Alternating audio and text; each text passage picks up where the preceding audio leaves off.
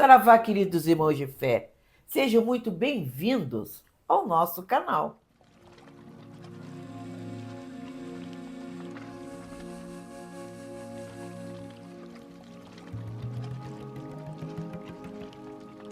O assunto vai começar de forma totalmente inusitada. O que as histórias de Percy Jackson? Você já ouviu falar de Percy Jackson? Que é aquele personagem, tanto de livros quanto de filmes, que é um meio-sangue, ou seja, metade filho de um deus grego, o deus dos mares, Poseidon, e de uma mortal, que habita os acampamentos dos meios-sangues, dos filhos mestiços de um deus com uma mortal, e que tem lindas aventuras. Mas a nossa preocupação é falar sobre o seu companheiro, o seu amigo, o sátiro que o protege. Todos ali têm um sátiro que o protegem, e que é o seu fiel escudeiro, que não deixa nada de pior lhe acontecer. Ou mesmo, para surpreender ainda mais você, as histórias de Peter Pan. Sim, Peter Pan, que a gente cresce ouvindo as histórias mais lindas a respeito dele. Sabe, meu Deus do céu, o que eu vim parar nesse canal que está falando de histórias juvenis ou infantis? Com um assunto importante que nós vamos falar hoje. Tem tudo a ver.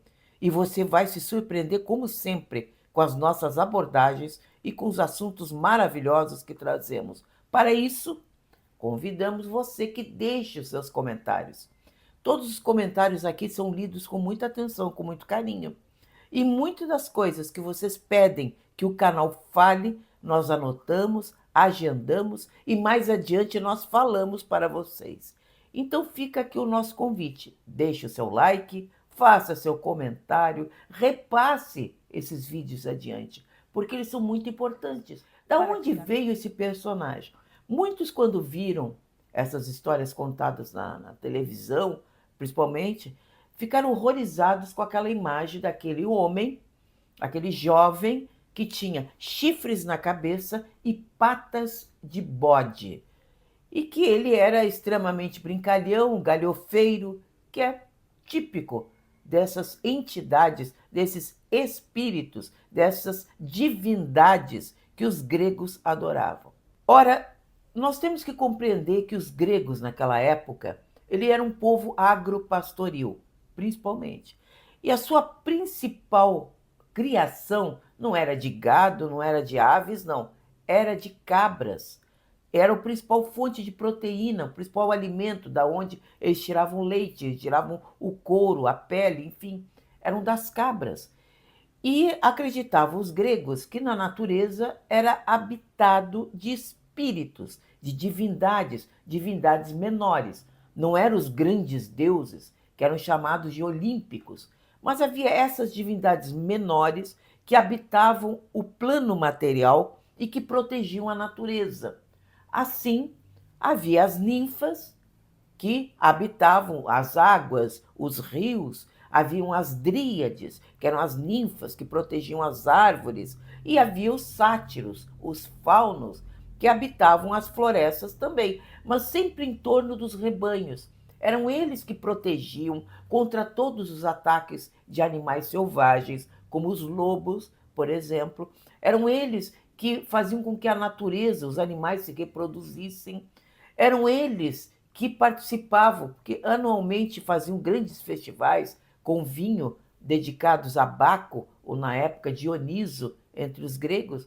Faziam grandes festivais muito alegres, onde haviam as Mênades ou as Bacantes, que eram as sacerdotisas de Baco, sempre muito alegres, vestidas com folhas. E havia entre essas Mênades bacantes que seguiam no cortejo do deus esses faunos, esses sátiros, sempre tocando flautas, sempre trazendo aquele ar da primavera que tantos gregos que viviam no meio da neve durante o inverno tão rigoroso, um clima tão difícil, e que na primavera toda a natureza explodia. Porque nós que vivemos em países mais ou temperados ou tropicais, não sabemos muito bem essa diferença. Agora você imagina você ficar 6 meses debaixo de uma neve fechada, sem ver nada de vida praticamente, e aí de repente tudo brota do chão, as flores, os animais saem das tocas, toda a natureza explode em vida. Isso é o que os gregos viam. E eram essas divindades que favoreciam a natureza. Todo mundo tinha uma devoção a essas divindades e tinham imagens, faziam oferendas, enfim, para esses deuses da natureza. E também vale a pena a gente comentar que havia uma divindade, também muito popular entre os gregos. A mitologia grega, a religião grega sempre foi muito forte, muito rica, muito viva e se espalhou pela Europa inteira com as invasões romanas, que os romanos invadiam os países e levavam junto a sua religião. Havia um deus muito popular também, filho da deusa Eos, a deusa da aurora, que era conhecido como Lúcifer. Sim, Lúcifer. Ele era a estrela da manhã. Conta-se que quando ela varria os céus com seu carro rosado, dourado, abrindo as manhãs para que o deus do sol pudesse nascer, junto ele já ia se deitar, porque durante a noite inteira ele estava no céu, que na verdade é a estrela d'alva, a estrela da manhã, o planeta Vênus nos céus, que brilha muito durante a noite inteira. Ele era o filho da aurora, que quando a deusa nascia, ele se recolhia. E havia um outro deus que entrava, que era irmão dele. Então era Eósforo e Fósforo. Olha o nome dos deuses. Era Eósforo, esse deus, que também era conhecido como Lúcifer, e Fósforo, o outro deus que vamos dizer assim, um substituía o outro. Enquanto um acordava para sair com a mãe, que era Fósforo, o outro se deitava porque passou a noite inteira trabalhando nos céus, que era Lúcifer, esse deus que era belíssimo, dizem que ele tinha uma beleza estonteante, imagine, era uma estrela esse deus, e que foi relegado a outros nomes quando veio a religião cristã, que quando começou no Império Romano a se espalhar, ela encontrou pela frente uma religião muito forte, muito viva, muito presente no coração das pessoas, que era justamente essa mitologia, essa religiosidade greco-romana.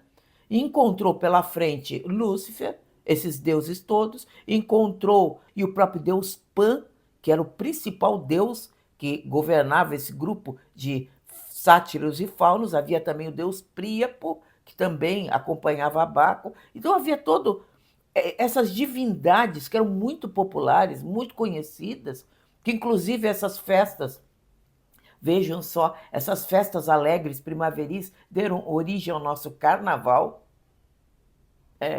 O nosso carnaval tem origem greco-romana, sim.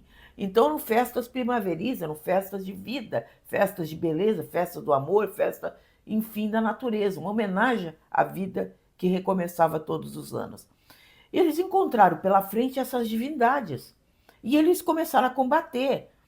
E combater mesmo, até com violência. Queimavam templos, destruíam sacerdotes, começaram a... Você veja, né? De oprimido virou opressor, né? Porque os cristãos começaram como oprimidos, né? Nos circos romanos, comidos por leões, presos por imperadores, aquela coisa toda, aquelas histórias que todos nós conhecemos.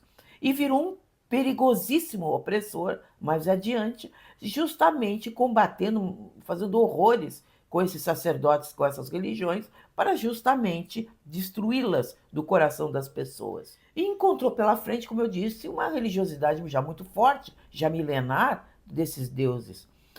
Para isso começou a demonizar. Cuidado, é isso que eu queria chegar. Quando começam a demonizar a religião dos outros, para assumir e controlar a partir de então. Começaram a demonizar esses deuses greco-romanos. E o Deus tão lindo, o Deus da natureza, aquele que promovia a reprodução dos animais, aquele Deus alegre, feliz que havia nas matas e que ainda protegia os rebanhos, virou a própria imagem do diabo.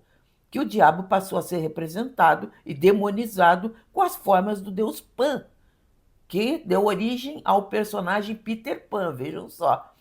O Peter Pan, na verdade, é uma corruptela, uma forma de representar o Deus Pan na literatura juvenil, de uma forma alegre, bonita, que todo mundo conhece. Mas você veja só como é que é. Passaram a demonizar a religião dos greco-romana. E passaram a representar o próprio diabo, que era a representação mais baixa, mais vil que poderia haver dentro da religiosidade católica naquela ocasião, com as formas do deus Pan. Passaram a representar ele a partir do ano 1000. Vejam só, não foi sempre não, foi a partir do ano 1000 depois de Cristo. Passou a ser representado com patas de bode, chifrinhos, toda aquela forma, aquela aparência que o deus tinha, passou a ter. Demonizaram a religião dos gregos e romanos a partir de então. E aí, isso no ano 1000, até então, os anjos decaídos da religiosidade cristã eram representados como anjos, porque são anjos decaídos, sem a auréola. O que é a auréola? Aquele brilho, aquele círculo que tem em torno da cabeça dos anjos, que representa, ou dos santos, que representa justamente a luz espiritual. Representava esses anjos decaídos junto com Lúcifer, que inclusive adotou o nome do deus, filho da deusa Aurora. Vejam só também, mais uma demonização. Mas passou a ser representado depois do ano 1000 com a forma de Pan. Então vocês vejam como é que é. Até o ano 1000, depois de Cristo, o deus Pan ainda continuava muito popular na cabeça das pessoas. 1000 anos depois de Cristo, ainda estava muito presente na memória das pessoas. Então passaram a representar. E a partir de então começou a haver muitas crises na Europa, muita fome, muitas pestes, muitas coisas. E esse Deus, essa divindade, esta forma de anjo decadente, que seria o líder dos anjos revoltosos, passou a ser representado feio. Então Pan, que era aquele deus alegre, com aquele rosto bonito, sorridente, senhor da natureza, da reprodução das espécies, passou a ser representado horroroso, é a palavra certa. E mais, passou a ter asas de morcego. Então passou a ser representada aquela imagem clássica que nós conhecemos, com forma de bode, com uma forma de sátiro, ainda com asas de morcego. Então, esse belo Deus, filho da deusa Aurora, virou essa coisa aí que representa o anjo decaído. E o nome do próprio Deus, que era Lúcifer, o portador da luz, o anjo portador da luz, a estrela da manhã, passou a ser representado como o próprio nome da divindade, do anjo decaído de Deus. Então, tudo isso é para contar para vocês o seguinte: tomem muito cuidado com as demonizações. Porque geralmente quem está por trás de uma demonização, ele quer destruir uma religião para ocupar o lugar dela. Então tome muito cuidado, porque também fizeram isso conosco. Fizeram? Fazem? Ah, pois é. Com essa mesma ideia na cabeça, lá no século XVIII, XIX, começaram a chegar os primeiros cristãos na África. Quando eu falo cristãos, significa padres e pastores. Começaram a chegar na África. Muitos deles eram escritores também. Eles faziam aqueles livros que eram um verdadeiro testemunho daquilo que eles viam, enxergavam e levavam adiante. O primeiro relato nos fala de 1789, com Pomegorge, o livro, que fala pela primeira vez de légua, esse voodoo, era um voodoo africano, das regiões do Daomé, do povo Fon, especialmente. Ele foi lá e ficou horrorizado. Por quê? Vejam bem, as religiões abraâmicas, e quando eu falo as religiões abraâmicas, eu falo do cristianismo, falo do judaísmo e falo do islamismo. Essas três religiões que têm a mesma origem. Uma das coisas que eles fazem dentro do sistema deles é ser muito repressora.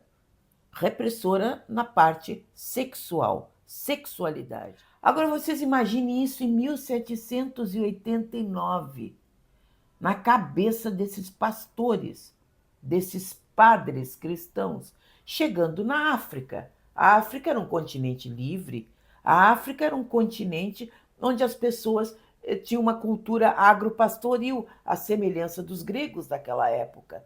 Tudo é natural, todo mundo tem um bichinho no fundo do pátio, onde ali os animais se reproduzem e nascem os filhotes, e nem por isso é visto com maldade ou malícia. Simplesmente era a vida acontecendo. E ninguém repara nesse tipo de coisa. Mas você imagina a cabeça dessa gente cheia de maldade chegando na África, isso em 1789. Cada aldeia africana, todo mundo já sabe, cada cidade, elas eram independentes entre si. Cada cidade, cada aldeia africana tinha um rei, e cada cidade, um rei, uma rainha, e cada cidade era independente uma da outra. E todas elas tinham uma mesma coisa, que era o seu guardião, logo na entrada. Quando eles chegavam, os padres e pastores davam de cara com aquilo. Aquilo estava representado o próprio orixá ali, essa divindade que nós conhecemos como Exu, outros reconhecem como Bará, outros reconhecem com outros nomes, dependendo se é o candomblé daqui ou dali, ou banto, ou jeje, tanto faz. Mas chega ali, encontrava o seu guardião.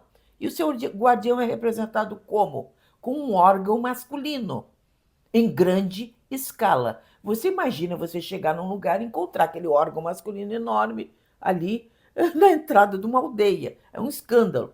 E eles passaram a comparar essa divindade africana com justamente o Príapo. Elas chamavam de Príapo africano. Por quê? Porque Príapo também fazia parte do cortejo de Baco, de Dioniso, como nós falamos, junto com os sátiros, com os faunos, com as ninfas, com as bacantes. Todos eles eram deuses da natureza, deuses da reprodução, deuses da beleza, enfim. Chegavam ali, olhavam aquilo e ficavam chocados, a tal ponto que começaram a escrever sobre o que viam. E não escreviam coisas boas. E começaram também a fazer o quê? O quê? A demonizar também. Lembram quando os primeiros cristãos começaram a demonizar a cultura greco-romana lá no início? Porque de perseguidos passaram a ser opressores, e agora a mesma coisa começou a acontecer aqui com os pastores e padres chegando na África. Isso em torno do século 18, 19 na África. A tal ponto que valeu esse texto que eu vou ler para vocês, que está presente no texto exemplar maravilhoso de Reginaldo Prandi, Exu de Mensageiro a Diabo. É um texto tão importante, mas tão importante, escrito em 2001. Olha, já faz quanto tempo? Que ele é citado sempre por todo tipo de estudioso, ou de sociólogo, ou de antropólogo, porque é uma obra-prima. O que ele diz? O pastor Thomas Bowen, em 1857, sobre o que ele viu. Na língua iorubá, o diabo é denominado Exu, aquele que foi enviado outra vez, nome que vem de Shu, jogar fora, e Eleguara, o poderoso, nome devido ao seu grande poder sobre as pessoas. Já começava na cabeça dessas criaturas a criar caraminholas do famoso anjo decaído, expulso do paraíso por Deus. Então, além do símbolo, também começaram a fazer analogia, a comparar o nome Exu, por ser aquele que é colocado para fora, aquele que é expulso para fora, como o próprio anjo decaído. Vejam só a maluquice dessa gente. E Exu, esse grande orixá, que nós estamos dando destaque no dia de hoje, é um dos orixás mais importantes, uma das energias mais importantes do universo. Você imagina o início da criação como um lago. Você imagina aquele lago parado, aquelas águas paradas, que se continuarem assim vão apodrecer. E junto a Deus foi criada essa energia, ele criou logo em seguida, que passou a dar movimento a dinamismo. Então, aquela água parada, aquela matéria inerte no universo, passou a se movimentar, graças a Exu. E passou a criar os mundos, passou a criar a comunicação entre as espécies, a palavra, o pensamento, tudo no universo existe porque Exu movimenta. Exu é o próprio movimento do universo, é o próprio transformador. É ele que transforma algo velho e já mal acabado em algo novo, em algo renovado. Exu é que está sempre movimentando todo o universo e transformando todas as coisas em coisas melhores, em coisas aperfeiçoadas. Mas é isso que a nossa preocupação é. Uma divindade africana tão importante, o mais caluniado dos orixás, o mais incompreendido dos orixás, passou a ser demonizado. E muitos falam também que com o sincretismo passou a ficar pior. Por quê? Porque trouxeram para dentro da cultura africana, que considerava Exu uma divindade livre, enfim, trouxeram toda essa ideia de pecado original e coisas assim para dentro da religiosidade. E muitos hoje querem tirar, inclusive, da própria Umbanda o sincretismo, dizendo que o sincretismo acabou. Não. A Umbanda, quando ela é sincrética, ela tem um outro pensamento. Ela harmoniza todos os pensamentos num só. Tanto é verdade que eu, como umbandista, estou falando bem, estou elogiando o orixá e tentando explicar para vocês que não é nada disso do que falam, do que pensam e do que tentam fazer. Uma das coisas também que precisa mudar não é só o sincretismo, a forma como enxergam certas coisas, mas como também fazem as imagens do povo de Exu e as ideias que alguns fazem dos Exus dentro da Quimbanda e da própria Umbanda. Nós temos que explicar desde o início que as coisas não eram assim, que passaram a ser assim depois e que as nossas divindades, o nosso povo de Exu, o próprio orixá não tem nada a ver com essa perseguição cristã que se passou lá pelo ano 1000 e que ainda perdura na cabeça das pessoas, de muita gente, demonizando aquilo que não compreendem. Exu é uma energia viva, é uma energia livre, é uma energia que fomenta a reprodução da natureza, é ele que faz o átomo se mover, os planetas girarem, o sol nascer no horizonte, as estrelas aparecerem no céu, todos os ciclos da natureza e da vida e do universo inteiro pertencem a Exu, essa grande divindade que faz tudo se transformar e faz esta energia maravilhosa que existe no universo comandar os mundos. Então, eu deixo com vocês essa reflexão. Até que ponto nós podemos permitir que demonizem a nossa religião? Até que ponto nós podemos permitir que falem mal sem conhecer aquilo que o preconceito ou aquilo que querem tomar a força de nós estão fazendo? Eu deixo com vocês o pensamento. Espero que vocês reflitam sobre essas coisas, reflitam sobre o que foi feito com a religião africana, reflitam como está sendo feito contra o nosso povo de Exu na Umbanda. E muitos até falam outra coisa também, sobre a Quimbanda, que a Umbanda criou a Quimbanda, vejam só, como se Quimbanda nunca existisse, criou a Quimbanda para justificar quando tem que combater o mal. E aí apelam para essas entidades. Gente, as coisas que dizem na internet, nos textos que tem por aí, em vez de ajudar, em vez de somar, em vez de unir, só criam desavenças. Eu espero que vocês parem um pouquinho para pensar sobre isso, reflitam bastante e compreendam, inclusive, a presença do povo de Exu, da própria Quimbanda, que hoje está se infiltrando, está dentro já da Umbanda, e sempre teve, aliás, trabalhando para o desmanche de tanta coisa negativa. E entenda essas divindades essas entidades, essa história que por trás existe e que muitos querem apagar. Reflitam sobre isso, estudem sobre isso e tomem as suas próprias conclusões. Então, a partir desse momento, nós damos a nossa célebre paradinha para o nosso querido, amado Minuto Mandinga, onde nós falamos das ervas, o principal axé de nossa Umbanda.